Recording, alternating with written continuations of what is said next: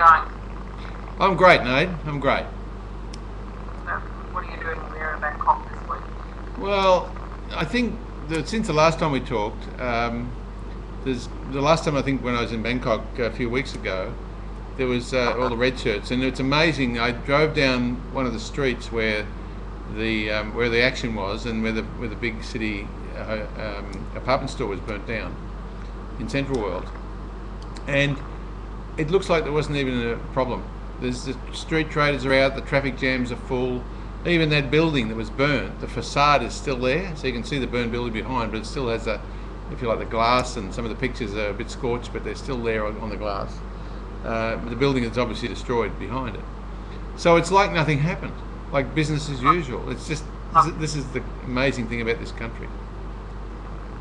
Resilient people. Do you think? Well, I think so. I think there's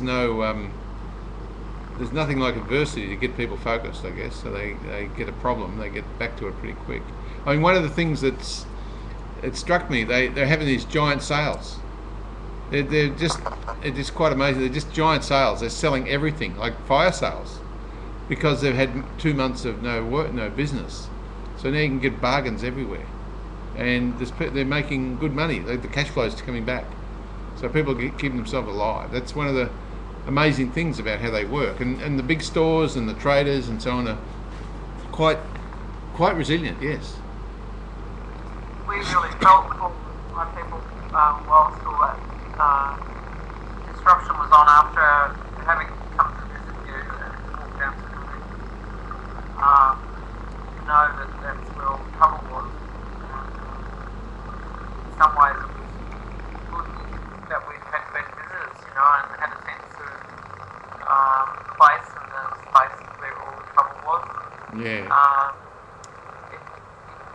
It made it a very real thing for us here in Australia, I think, to understand there was a lot of distress for just the average people.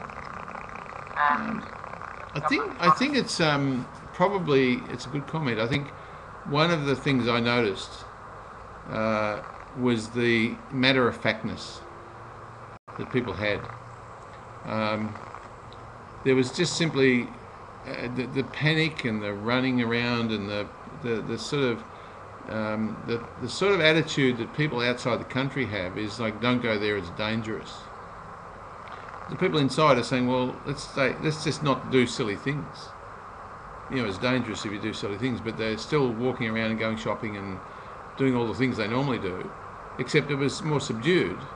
But there was no sense of panic or we mustn't go to work or those sort of things. It's just kept going, And even though on one day, on actually the Wednesday, when they actually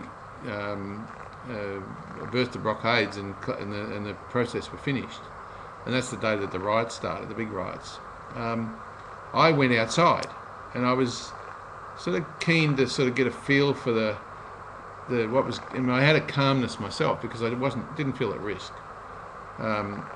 It was sort of, you had to be careful. You say, well, am I going to have enough food if we're going to get curfewed in? So should I go to the store and buy food? And even then, people weren't panic buying. They never went and did that. They said, okay, well, it's going to be okay.